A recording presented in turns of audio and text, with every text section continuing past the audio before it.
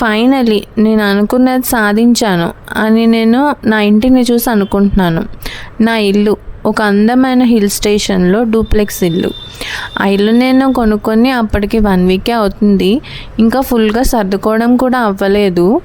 And remodelling కూడా అక్కడక్కడ చేపించుకుంటున్నాను. ఈలోపు నాకు ఒక ఫోన్ కాల్ వచ్చింది. నా సంతోషాన్ని ఆ ఫోన్ కాల్ క్షణాల్లో తీసేసింది. ఎందుకో తెలుసుకోవాలనుకుంటున్నారా? అయితే let us get into the story. Hi, welcome to dispute diaries. ఇచ్చట అన్ని రకాల గొడవలు చెప్పబడును.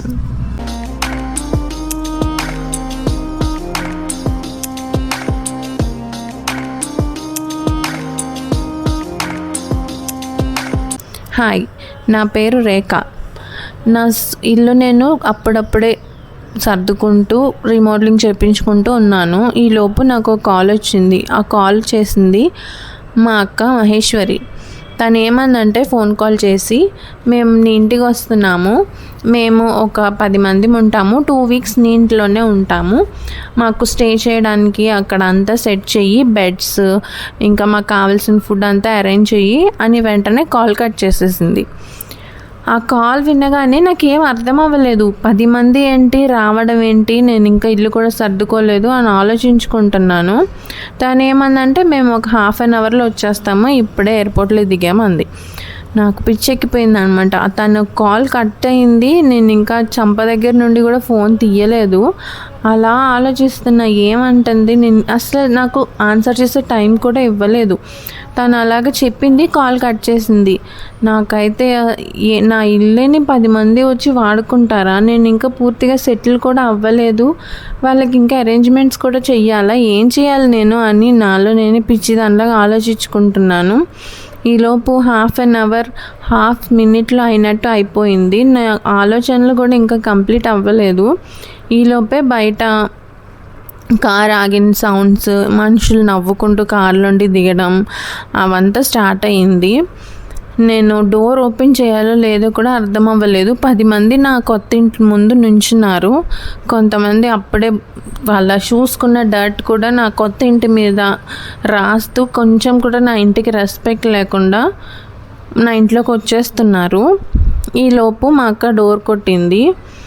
డోర్ కొట్టినప్పుడు నేను చిన్నగా డోర్ తీసి తనకి ఏం సమాధానం చెప్పాలో కూడా తెలియకుండా అలాగే తన వైపు చూస్తున్నాను. ఈలోపు తను రేఖ అనుకుంటా వచ్చి నన్ను హగ్ చేసుకుంది. తలుపు ఫుల్గా తోసేసింది. నన్ను అలా హగ్ చేసుకొని సైడ్కి లాగింది. ఈలోపు తన వెనకాలే తను వచ్చిన 10 మంది కూడా వచ్చేస్తున్నారు ఇంట్లోకి. నేను తన చేతుల్ని వదిలించుకొని, ఏంటక్క వస్తామా రామా అని అడగకుండా డైరెక్ట్గా తీసుకొచ్చేసి ఇంతమందిని నా ఇల్లుని ఇలా పాడు చేస్తున్నావు ఏంటక్క అని నేను కొంచెం సీరియస్గా అడిగాను. కానీ మా అక్క నా మాటలు పట్టించుకోలేదు. ఎందుకంటే తనకు చిన్నప్పటి నుండి అలవాటే, నాది అనుకున్నది అది తనదే అని తను ఫీల్ అవుతుంది. అండ్ తను ఎదుటి వాళ్ళు తనకు కావాలి అనుకున్నది ఎలా ఇవ్వాలి, వాళ్ళు బాధ పెట్టకుండా వాళ్ళ దగ్గర నుండి ఎలా తీసుకోవాలి అనే టెక్నిక్ తనకు తెలుసు అనమాట. అది తను లాక్కుంటుంది, కానీ అది ఎదురు చూసే వాళ్ళకి అది లాక్కున్నట్టు అనిపించదు. ఆ టెక్నిక్లో తను ఫస్ట్ అనమాట. ఇదే నా మీద వాడుతూ ఉంటుంది. అలా వాళ్ళందరూ లోపలికి వచ్చేస్తున్నారు. వాళ్ళందరూ నా ఇంట్లో నేను అప్పుడు కొంచెం సర్దుకున్న సామాను మొత్తం తీసేసి వాళ్ళ ఇష్టం వచ్చినట్టు అటు జరిపేసి, అండ్ వాళ్ళు తెచ్చుకున్న మొత్తం లగేజ్ అంతా నా ఇంట్లో ఎక్కడ పడితే అక్కడ పెట్టేసి అలా చేస్తున్నారు అనమాట. అండ్ వాళ్ళతో పాటు డ్రింక్స్ కూడా తెచ్చుకున్నారు. అవి కూడా అప్పుడే ఓపెన్ చేసేసి తాగడం స్టార్ట్ చేశారు. అండ్ నేను అదంతా చూసి నాకు చాలా కోపం వచ్చింది. కానీ మా అక్క నా వైపు ఒక రకంగా చూస్తుంది. ఏంటంటే ఇది నీ ఒక్కదాందే అనుకున్నావా, నాది కూడా అన్నట్టు చూస్తుంది అనమాట. నాకేంటంటే ఫ్యామిలీ లేదు. ఎందుకంటే నేను చిన్నప్పటి నుండి ఎప్పుడు చూసినా చదువు మీద, దాని తర్వాత జాబ్ అలాగే కాన్సన్ట్రేట్ చేశాను తప్ప ఒక ఫ్యామిలీ తెచ్చుకోవాలి, పెళ్ళి చేసుకోవాలి ఇలాంటివి ఏమి నేను ఆలోచించుకోలేదు. అండ్ మా అమ్మ నాన్న ఏంటంటే కార్ యాక్సిడెంట్లో చనిపోయారు. వాళ్ళు చనిపోకముందు నన్ను కొంచెం అడిగారు 2-3 టైమ్స్. నేనైతే అంత ఇంట్రెస్ట్ చూపించలేదు, వాళ్ళు కూడా అడగలేదు. కానీ ఆ తర్వాత అడగడానికి కూడా వాళ్ళు నా దగ్గర లేరు, వాళ్ళు చనిపోయారు. అది నాకు బాగా ఎఫెక్ట్ అయిందనమాట. ఎందుకంటే మా అక్కకి అప్పటికే పెళ్ళి అయిపోయింది, తనకి హస్బెండ్ ఉన్నారు, పిల్లలు ఉన్నారు. నాకేంటంటే ఉన్నది వాళ్ళిద్దరూ మా అక్కే. మా అక్క నన్ను అప్పటి నుండి మ్యానిపులేట్ చేయడం స్టార్ట్ చేసింది. ఎలా అంటే తనకి ఏదైనా అవసరం ఉంటే అడగడం, ఒకవేళ నాకు అప్పుడు చేతిలో మనీ లేక ఇవ్వలేనంటే నన్ను ఎమోషనల్గా అలా మ్యానిపులేట్ చేయడం చేసేదనమాట. ఎలా అంటే నాకు నువ్వు తప్ప ఎవరున్నారు చెప్పు, నాది చిన్న జాబ్ కదా, ఇచ్చేస్తాను కదా, అలా చేసేది. కానీ ఇప్పటి వరకు తను నాకు ఇవ్వలేదు. నేను కూడా తనని ఫోర్స్ చేయలేదు, ఎందుకంటే తనకు చిన్న జాబు, ఫ్యామిలీ ఉంది, నాకు ఫ్యామిలీ లేదు కదా, పెద్ద జాబే కదా, మేనేజ్ చేసుకోవచ్చులే అని నేను ఎప్పుడు అంతగా తనని మనీ కూడా రిటర్న్లో అడగలేదు. అది ఎలా స్టార్ట్ అయిందంటే ఒకసారి 1000, 10,000 అలాగే ల్యాక్స్లో కూడా తీసుకుంది. పర్వాలేదు, మన అక్కే కదా, మనం కాకపోతే ఎవరు హెల్ప్ చేస్తారు మన అక్కకి అని నేను అనుకునేదాన్ని. కానీ తను అది అడ్వాంటేజ్ లాగా తీసుకొని నన్ను అప్పటి నుండి వాడుకోవడం స్టార్ట్ చేసింది మనీ వైజ్. కానీ నాకు అది అర్థమైంది, కానీ మన అక్కే కదా అని నేను వదిలేసాను. ఒకసారి తన కూతురు కాలేజీకి వెళ్ళడానికి మనీ అడిగింది, ఇంటర్ తర్వాత కాలేజీకి వెళ్ళడానికి అడిగింది. సరే అని అప్పుడు కూడా మనీ ఇచ్చాను. ఆ తర్వాత తన పెళ్ళికి కూడా నన్నే మనీ అడిగింది. ఇది నా లైఫ్లో చాలా ఇంపార్టెంట్ కదా, నా కూతురు పెళ్ళి కదా. తనేంటంటే అప్పటికి డిజైనర్ బ్యాగులు వాడుతుంది, డిజైనర్ డ్రెస్సులు వేసుకుంటుంది, టూర్లకు వెళ్తుంది. కానీ కరెక్ట్గా పెళ్లి టైంకి తన దగ్గర డబ్బులు లేవు. సరే, తను కూడా నా కూతురే కదా, అక్క కూతురు అంటే నా కూతురే కదా అని నేను కూడా మనీ హెల్ప్ చేశాను. తన పెళ్ళి చాలా గ్రాండ్గా చేసుకుంది. ఇలా ఇన్ని రకాలుగా అడ్వాంటేజెస్ తీసుకుంటున్నా కానీ నేను పట్టించుకోలేదు, ఎందుకంటే తను నా ఫ్యామిలీ, నాకు మిగిలిన వన్ అండ్ ఓన్లీ ఫ్యామిలీ కదా, తనకి నేను కాకపోతే ఇంకెవరు హెల్ప్ చేస్తారు అని ఇలా అనుకునేదాన్ని. కానీ ఇలా నేను ఇన్ని సంవత్సరాలు కష్టపడి కట్టుకునే ఇంటిని కూడా తను ఇలా చేస్తుందని నేను ఎప్పుడూ అనుకోలేదు. ఈ ఇల్లు నా డ్రీమ్ హౌస్ అనమాట. నేను చిన్నప్పటి నుండి ఎంతో కష్టపడ్డాను.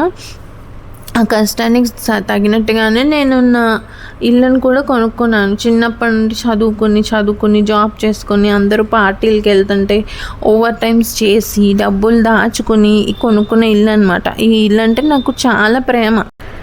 కనీసం అదైనా తను అర్థం చేసుకుంటే బాగుండేది, కానీ అర్థం చేసుకోలేదు. ఒకవేళ అర్థం చేసుకుని ఉంటే అలా అంతమందిని తీసుకొచ్చేది కాదు. అలా మాట్లాడుతూ ఉండగానే మా అక్క పైకి స్టేర్ కేస్ వైపు చూసింది అనమాట. స్టేర్ కేస్ వైపు చూసి ఆ పైన మాస్టర్ బెడ్రూమ్ ఉంటుంది కదా అని వెళ్తుందనమాట. నేను కూడా తను వెనకాల వెళ్ళాను. మా వెనక ఇంకో 2-3 అక్క ఫ్రెండ్స్ కూడా వచ్చారు. అది మాస్టర్ బెడ్రూమ్ కదా, అది నేను తీసుకుంటాను అంది. అక్క, అది నా పర్సనల్ స్పేస్, నేను అది ఎవరికి ఇవ్వను అన్న. ఏంటంత ఓవర్ చేస్తావు, అది జస్ట్ రూమే కదా అంది.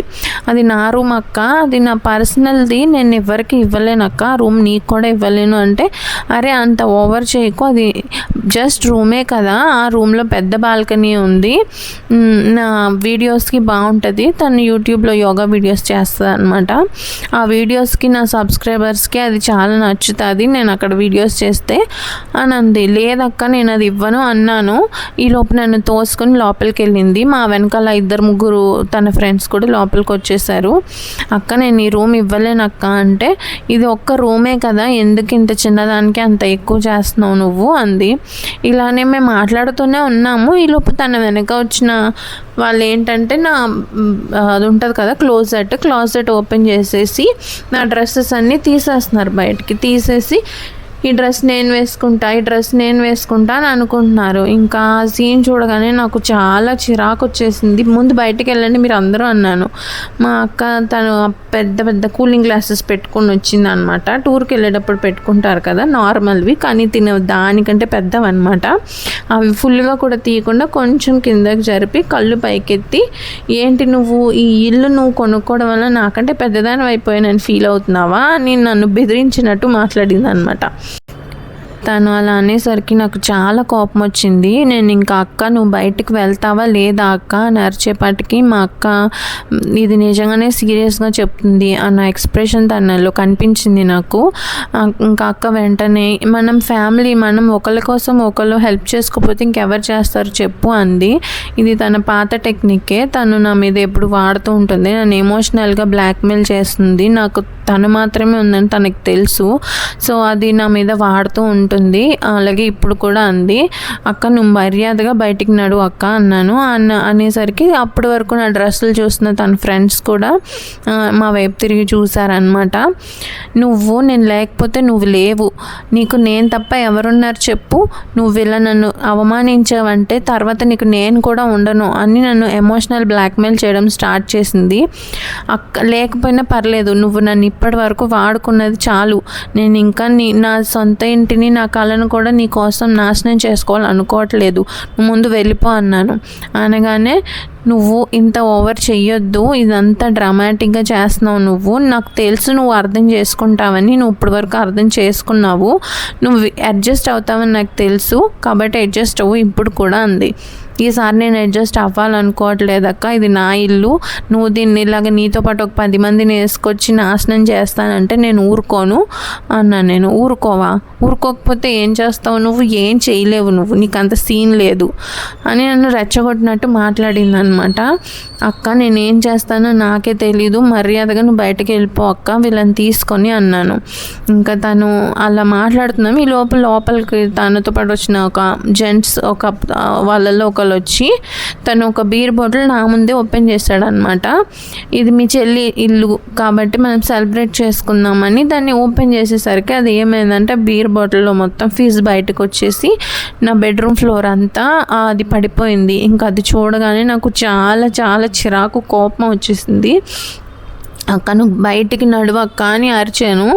నువ్వు వెళ్ళకపోతే ఏం చేస్తావు, నువ్వేం చేయలేవు, నేను ఇక్కడే ఉంటానంది. ఇంకా నేను అక్కడ ఉండలేక బయటకు వచ్చేసి అక్క నేను పోలీసులను పిలుస్తాను అక్క, నువ్వు వీళ్ళందరినీ తీసుకెళ్ళకపోతే బయటికి అన్నాను. నేను అనేసరికి తను పోలీసుని పిలుస్తావా, నీకు అంత సీన్ లేదు అని అప్పటికి కూడా నన్ను అర్థం చేసుకోవట్లేదు. నాలో ఎంత సీరియస్నెస్ ఉంది తనకు అర్థం అవ్వట్లేదు. తను అలాగే వచ్చిన వాళ్ళ వైపు తనకు అంత సీన్ లేదు అని నవ్వుతూ చెప్తుంది అనమాట. అది చూస్తుంటే నాకు ఇంకా విపరీతమైన చిరాకు వచ్చేసింది.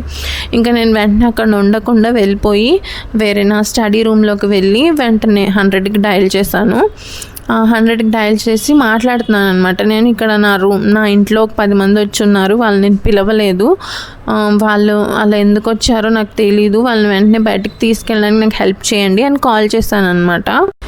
ఏజెంట్ నాతో చాలా కూల్గా మాట్లాడారు. తను ఏం అడిగారంటే మీరు ఏమైనా ఇమీడియట్ డేంజర్లో ఉన్నారా అంటే వచ్చిన వాళ్ళ వల్ల మీకు ఏమైనా డేంజర్ ఉందా అని అడిగారు.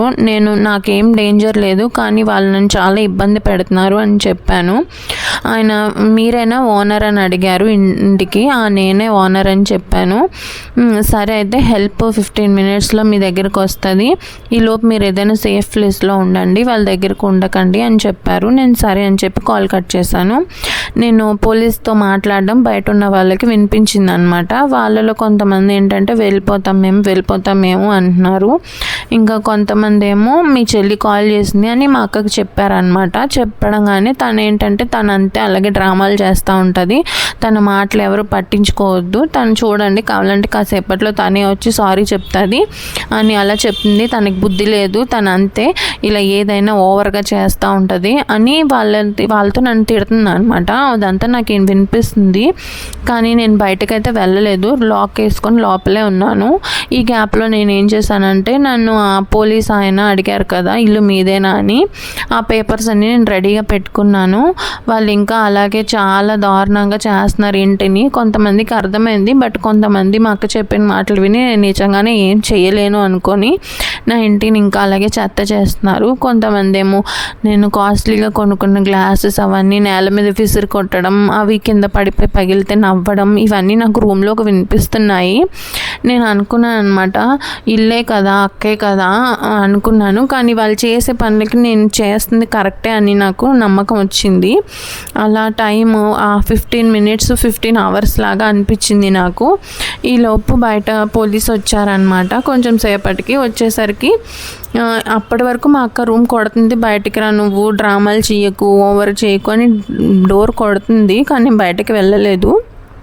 ఈసారి వచ్చిన డోర్ నాక్ ఏంటంటే చాలా గట్టిగా వచ్చింది అండ్ వెంటనే పోలీస్ మేము డోర్ తీయండి అన్నారు. నేను ధైర్యంగా డోర్ తీసాను.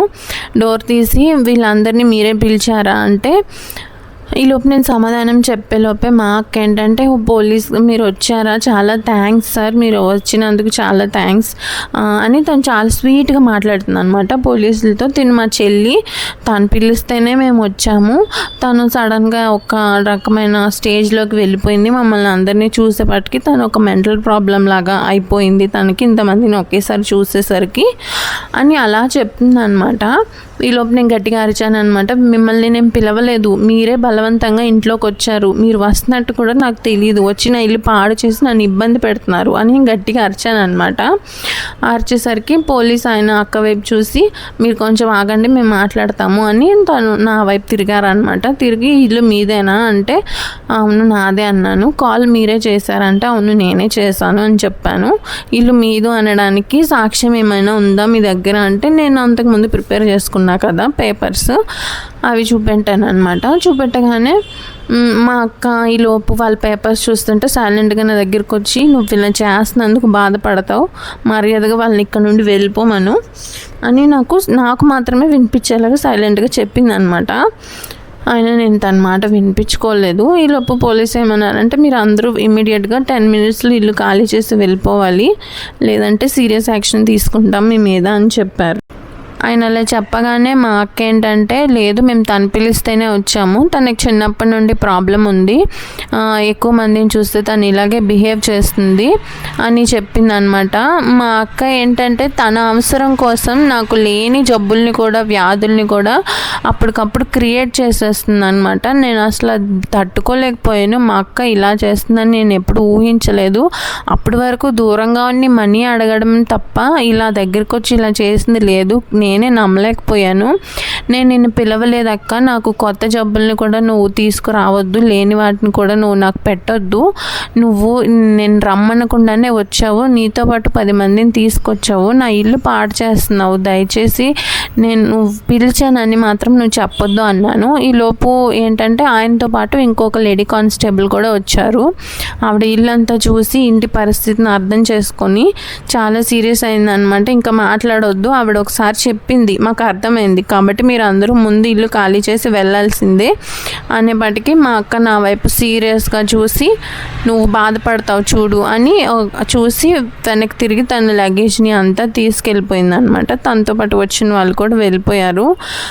వాళ్ళు వెళ్ళగానే నాకు ఒక రిలీఫ్ లాంటి ఒక ఫీలింగ్ వచ్చింది. నా చేతులు అప్పటి వరకు వణికినాయి, అప్పటి వరకు భయంతో వణికినాయి, కానీ ఇప్పుడు మాత్రం ఒక రకమైన ప్రశాంతత వల్ల నా చేతులు అలాగా షివర్ అవుతున్నాయి.